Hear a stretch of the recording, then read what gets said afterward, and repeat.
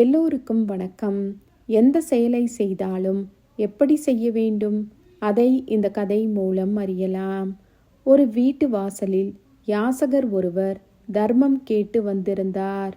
அம்மா, தாயே, ஏதாவது தர்மம் பண்ணுங்க என்று கூறினார். அந்த வீட்டு பெண்மணி வெளியே வந்து பார்த்தாள். அங்கே வீதியில் விளையாடிக் கொண்டிருந்த தனது 5 வயது மகளை அழைத்தாள்.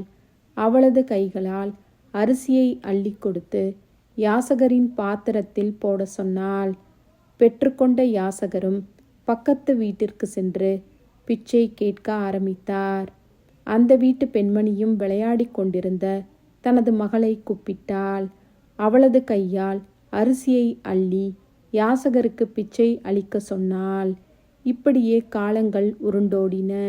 2 பெண்மணிகளுக்கும் வயது முதிர்ந்து போனது. 2 சிறுமிகளும் பெண்மணிகள் ஆனார்கள். ஒரு நாள் அந்த முதிய பெண்மணிகள் இருவருமே இறந்து வானுலகத்திற்கு சென்றார்கள். அங்கே அந்த முதல் வீட்டு பெண்மணிக்கு சொர்க்கத்தில் இடம் கிடைத்தது.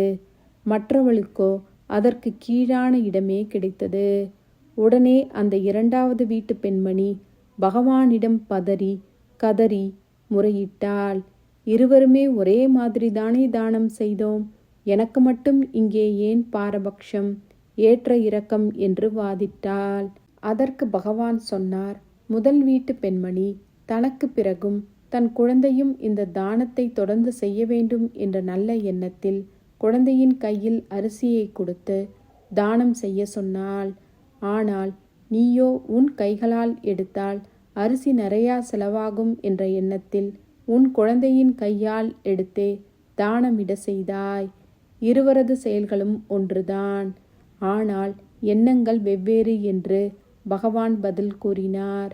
இந்த கதை மூலம் நாம் என்ன அறியலாம்? எந்த செயலை செய்தாலும் மேலான எண்ணங்களோடு செய்யும் செயல்களே நம் வாழ்க்கைக்கும் தொழிலுக்கும் ஆத்ம திருப்திக்கும் மன நிறைவான உணர்விற்கும் வழிகாட்டும். சுய லாபத்திற்காக செய்யும் செயல்களை விட பொது நலத்திற்காக செய்யும் செயல்களே வலிமை வாய்ந்தது. அதுவே பகவானின் நியாய தராசில் எப்போதும் உயர்ந்தே இருக்கும். அதனால் நாமும் நல்ல உயர்ந்த எண்ணங்களோடு நம்முடைய செயலை செய்ய வேண்டும்.